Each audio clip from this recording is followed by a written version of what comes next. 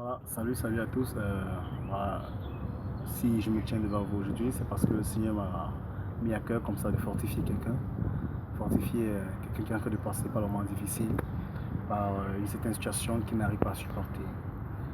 Voilà, déjà, la question qui me passe par la tête, c'est de savoir de quoi as-tu peur et de qui as-tu peur. De quoi as-tu peur? La Bible nous dit dans le livre de Job que ce que je crains, c'est ce qui m'arrive. Alors, je vais te dire aujourd'hui, c'est ce que tu as peur qui va t'arriver.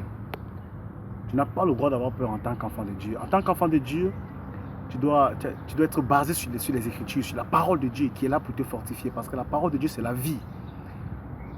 La Bible dit qu'au commencement était la parole était avec Dieu, la parole était Dieu. La parole, c'est Dieu lui-même. Lorsque tu bases ta vie sur la parole de Dieu, alors tu n'as pas le droit d'avoir peur. Tout ce que Dieu fait, c'est pour un but. Tout ce que Dieu fait, c'est pour une raison. De qui as-tu peur? De Satan? À la croix, il a été cloué. À la croix, le Seigneur l'a déjà vaincu. Et quelque part, la Bible nous dit que je connais les plans que j'ai formés pour toi. Je connais les projets que j'ai formés pour toi, autant pour moi. Le Seigneur connaît les projets qu'il a formés pour nous. Avant que tu ne naisses, le Seigneur t'avait déjà établi. Dans le livre de Jérémie, chapitre 1, verset 5, je te connaissais depuis le ventre de ta maman. Pourquoi as-tu peur? Et quelque part encore, il nous dit, ne t'inquiète pas de demain, car demain aura soin de lui-même. Si Dieu peut nourrir les oiseaux du ciel, à plus forte raison, nous les hommes. Donc, cette parole, je viens comme ça à fortifier quelqu'un qui est en train de passer par le moment difficile pour te dire, sois calme, le temps arrive. Dieu fait toutes bonnes choses à son temps. Dieu fait toutes bonnes choses à son temps. Vous savez, pour que nous puissions obtenir de l'or, il faut qu'il passe par le feu. C'est une sorte de souffrance. Pour que le Seigneur puisse comme ça se glorifier et nous accorder la vie éternelle, il a fallu qu'il passe par la croix. Lorsque tu as l'abcès sur une partie de ton corps, il faut qu'on appuie cet abcès pour que tu recouvres la guérison. Donc, ne crains rien, n'aie peur de rien. En tant qu'enfant de Dieu, aie confiance en Dieu. En toute situation, glorifie Dieu. Et de même, si tu ne passes pas par les épreuves, tu ne passes pas par les tentations, tu ne passes pas par les troubles, comment est-ce que Dieu va se glorifier? Pour que Dieu se glorifie, il faut que tu passes par les épreuves, par les tentations.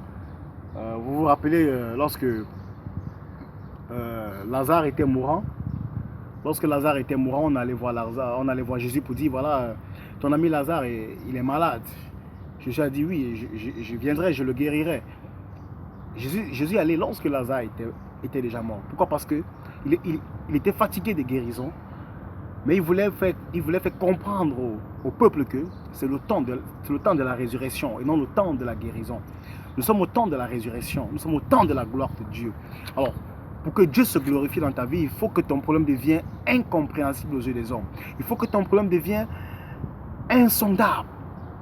Il faut que ton problème devienne irréparable. C'est alors que Dieu viendra et Dieu fera le miracle. Je viens te dire aujourd'hui, frère, sœur, ne désespère pas, tu es sur la bonne voie, continue de chercher Dieu, il finira par se glorifier. Dieu ne se glorifie pas dans la vie de ceux-là qui ont peur. Il ne se glorifie pas dans la vie de ceux-là qui ne sont pas capables, ne sont pas prêts à affronter les difficultés. C'est lorsque tu affrontes la difficulté que le Seigneur vient comme ça et puis glorifie son nom dans ta vie. Parce que l'objectif de Dieu, c'est de glorifier son nom dans ta vie. Ce n'est pas de te bénir, ce n'est pas seulement de te bénir, c'est pas seulement de t'accorder, je vais dire, les bénédictions de ce monde. Parce qu'il dit, vous êtes dans le monde, mais vous n'êtes pas du monde. L'objectif premier de Dieu, c'est qu'il veut sa gloire, il veut se glorifier dans ta vie. La raison pour laquelle tu passes par les difficultés, c'est parce que Dieu veut se servir de ton témoignage pour toucher les autres. Dieu veut se servir de ton témoignage pour toucher une âme à côté de toi qui a besoin comme ça de connaître la volonté de Dieu dans sa vie. Regardez ce que le monde subit aujourd'hui, les meurtres et autres à cause de cette pandémie qui sévit le monde aujourd'hui. Beaucoup de personnes qui meurent par-ci, par-là, à gauche, à droite. Si tu es encore en vie, c'est parce que Dieu a un plan pour toi. Il n'y a pas de hasard dans la vie. Si tu es encore en vie, c'est parce que Dieu a un plan accompli avec toi. Donc je viens te dire aujourd'hui, bien-aimé, ne te décourage pas. Continue la course, comme Paul. Continue la course.